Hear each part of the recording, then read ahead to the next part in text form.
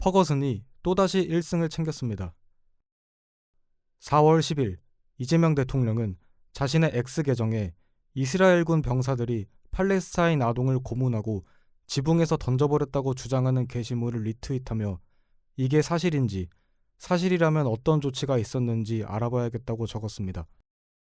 하지만 해당 영상은 지난 2024년 이스라엘군이 성인으로 추정되는 팔레스타인인들의 시신을 처리하기 위해 옥상에서 떨어뜨린 장면으로 확인됐습니다. 이스라엘 외무부는 이에 대해 X를 통해 해당 사건은 테러리스트 소탕 작전 중 발생했다며 이재명 대통령은 무슨 이유에서인지 지난 사건을 들춰내 최근 사건인 것처럼 왜곡해서 인용했다고 비판했습니다. 이재명은 여기서 멈추지 않았습니다. 오히려 어떠한 상황에서도 국제인도법은 준수돼야 한다며 시신이라도 이와 같은 처우는 국제법 위반이라고 지적했습니다. 이재명은 지난 6일 청와대 국무회의에서 대한민국이 중동 등등으로 전시 상황인데 국정에 혼란을 주는 가짜뉴스를 의도적으로 퍼뜨리는 건 반란 행위나 다름없다고 강조한 바 있습니다. 대한민국이 어쨌든 중동 전쟁으로 전시 상황인데 여기다 국정에 혼란을 주는 가짜 뉴스를 의도적으로 퍼뜨리는 것은 반란 행위나 다름이 없단 말입니다. 이게. 이재명의 주장대로라면 2년 전 일어난 사건을 최근 일인 것처럼 또한 민간인 아동을 군인이 해친 것처럼 꾸민 영상을 공유한 건 역시 가짜뉴스로 반란 행위입니다. 이재명은 그동안 SNS를 통해 강경한 발언을 이어왔습니다. 그 과정에서 많은 논란을 낳았습니다. 성남시장 시절부터 경기도지사를 거쳐 민주당 당대표 그리고 대통령이 된 이후까지도 마찬가지입니다. 2014년 천안함 피격 사건과 관련해 천안함이 잠수함과 충돌했다는 연구 논문이 나왔다는 기사를 트위터에 공유했습니다. 천안함 잠수함 충돌설은 북한의 소행이 아니라고 주장하는 측의 대표적 가설이고 진작에 반박됐습니다. 이후 시간이 지나 2021년 서해 수호의 날을 맞아 국가의 안보를 위해 동료 시민의 안전한 일상을 위해 헌신한 장병들에게 경의와 추모의 마음을 올린다는 글을 올렸습니다. 하지만 천안함 전후에는 2014년 트위터를 언급하며 이에 대한 입장을 표명해달라고 했습니다. 2025년 민주당 대표로 서해 수호의 날 행사에 참석하자 고 민평기 상사의 형인 민광기 씨가 어떤 생각으로 참석하는지 묻고 싶다. 그동안 피가 거꾸로 솟아도 참고 참았다고 비판했습니다. 10년 전 트윗이 발목을 잡은 것입니다. 2017년에는 페이스북에서 부정선거를 주장하기도 했습니다.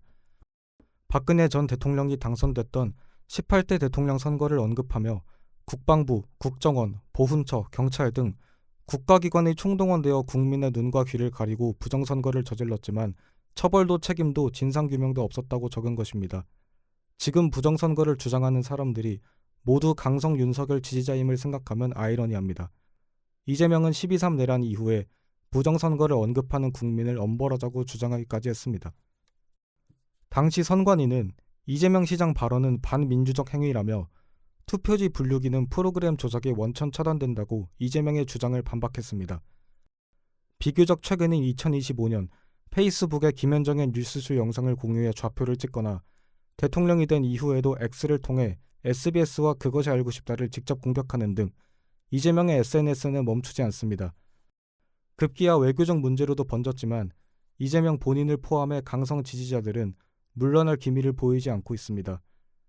정치인들에게 SNS는 어느새 당연히 해야 하는 활동이 됐습니다.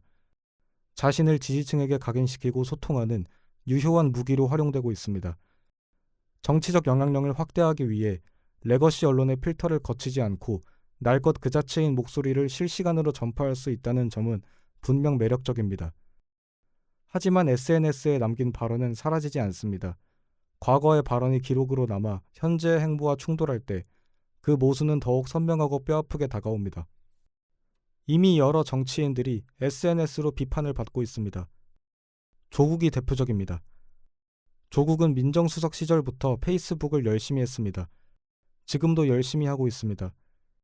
2013년 수능 시험장에서 여러 명이 스마트폰 들고 들어가 조직적으로 부정행위하다 들키니 시험 결과에 대한 영향력은 미미하다며 악을 쓰면 어떻게 해야 하죠? 라고 남겼습니다. 이후 이제는 모두가 알고 있는 자녀의 입시 비리가 드러났습니다. 2019년 자신의 교수직 사퇴를 요구한 서울대 학생들에게 태극기 부대와 같은 극우 학생들이 있어 안타깝다고 했습니다. 2024년 합성 사진으로 밝혀진 국민의힘의 전당대회 사진을 올리며 코미디라고 조롱했습니다. 지난해 민주당 의원들이 사면된 조국에게 SNS 자제를 요청하자 그런 말씀을 다 받아 안으면서 제 길을 가도록 하겠다고 답했습니다. 정치인들이 SNS로 싸우기도 합니다.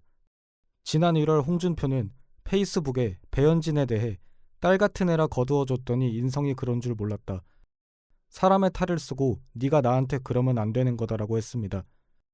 배현진은 이에 대해 홍준표의 일생 동력이 콤플렉스라며 이제 은퇴도 하셨는데 까마득한 후배들에 대한 질투, 경쟁심도 한 수 접으라고 직격했습니다.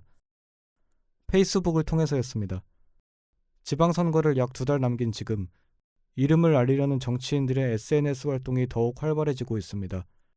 수많은 시민들이 정치인들이 좌표를 찍는 대로 몰려가 누군가를 공격하거나 SNS에 올라온 정치인들의 말을 그대로 믿고 투표장을 향할 것입니다.